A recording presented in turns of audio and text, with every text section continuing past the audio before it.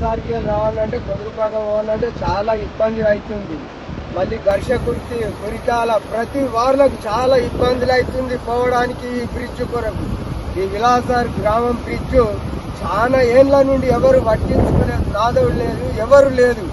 ఇది జర చర్య తీసుకొని ఇది చాలా మంచిగా చేయాలని మేము కోరుతున్నాము. పోవడానికి రావడానికి ప్రతి వారికి, మాకు ఒక్కరికే కాదు వచ్చే వారికి పోవడానికి బస్సుల సహకారం లేకుండా ఏ బండ్లు పోకుండా ఇవాళ ఇద్దరు పడ్డారు, ఇక్కడ జారి పడ్డారు. ఈ లోపల కొట్టకపోతే లేపలేరు వాళ్ళను.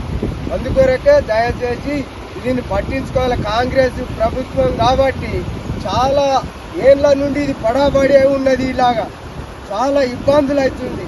ప్రతి వారికి ముసలి ముడిగి రావాలన్నా కానీ చాలా కష్టాలు అయిపోతున్నాయి. మీరు ఎట్టి పరిస్థితుల్లో దీన్ని చర్య తీసుకొని చేయగలగాలని ప్రభుత్వాన్ని కోరుతున్నాం. ఇలా విలాసాగర్ గ్రామం నుండి గీత కార్మికులకు కూడా అనేక దఫాలుగా ఎన్నో ఏళ్ల నుంచి ఈ ఊర్ల ద్వారా ఇక్కడికి రావాలంటే కూడా మరి అలా వాళ్ళు వృత్తి పనులు చేసుకోవడానికి కూడా ఇబ్బందికరంగా ఉన్నది.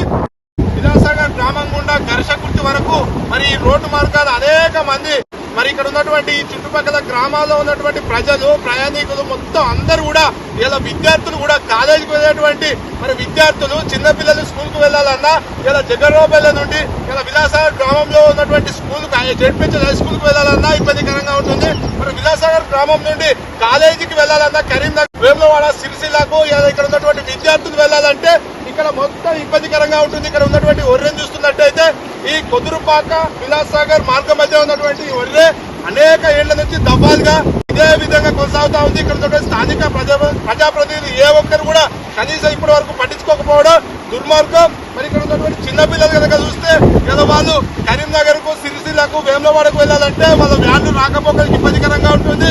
అదేవిధంగా ఈ కొదురుపాక గ్రామం నుంచి మరి విలాసాగర్ గ్రామం గుండా ఘర్షకుర్తి నుంచి అట్లా బెల్లంపల్లి వరకు వెళ్లేటువంటి బస్సు కూడా రాకపోకలు నిలిచిపోయినాయి. మరి ఇక్కడ ఉన్నటువంటి ప్రయాణికులను దృష్టిలో పెట్టుకొని ఇక్కడ ఉన్న స్థానిక ప్రజాప్రతినిధులు చొరవ చూపెట్టి ఈ కాంగ్రెస్ ప్రభుత్వం వెంటనే ఇక్కడ ఉన్నటువంటి ఈ ఊర్లను మరి వంతెనగా ఏర్పాటు చేసి 5 వంతెనగా తీర్చిదిద్ది ఈ రోడ్డు మార్గాన ప్రయాణం జరిగేటట్టు చూడాలని కాంగ్రెస్